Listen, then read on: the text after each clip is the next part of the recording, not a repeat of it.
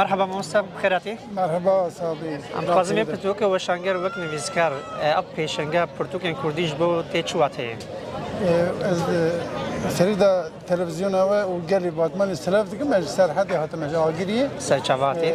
راستی بگمان گوا مرو گوا کعود دوجه گله کیماسیج بخوردینه و گله کیماسی هبنجی برنامه کی آنجی پیشنگا که پر باشه. بله مگوت یا کیماسی هنر لی مبست گرینگه نیت گرینگه ایرو وکی پیشنگا پرتوگین کردی باشه هلوسته که پر باشه بگمان بیشتری کیمه لگوری مدید قاسی یعنی وقتی سیدم چه اون فکرن چه ما کیمه یعنی نرینه و دچواه. به من یعنی ارگانیزه راگهاندنا چاپمنی reklam کردن یعنی ایرو دنیا سر reklam دزبره چه reklamی سر سوشیال مدیا چه reklamی روبرو چه reklamی بداخویانی که تو راست چاپمنی را بشینی یا بدی چاپمنی یک سدمه کدیجی هر حال چه بجم جرا عوله کس دیده هایدار جنینه دبه tabi abi disati reklamı disakine yani benim reklam avi baş ne hatiye kirini. بله.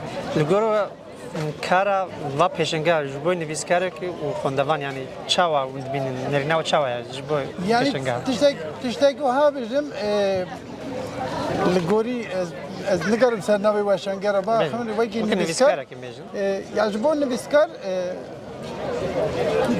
جوات بونا خوینر و نویسکارا پکتی ev tani جبون کارا نویسکار اوه به نویسکار به خوینر را روبرو وره شابجون مثلا مگوت یا سرحدیتیم بفرا بالناس دوستی خوب هنر هزین کرد ادبیات هزین کرد برا ام هفته بینن هر چقدر بیشتری پر فرد نبودی لیمه گویا نیت مبست او که بگمان پیشنیارمش بو شارداری او بکاته ایندنی جبو ایک او پیشنگه ساز کنه دبی جبو وشانخانه جی yani hintış beni rahatça kırını.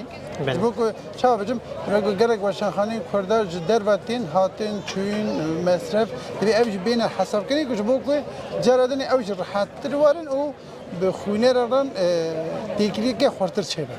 بله ما مسلمان یواش به واقعیت دانم سپاس کنم. مال آبا وارد سرکتی. سابس پاش وارد.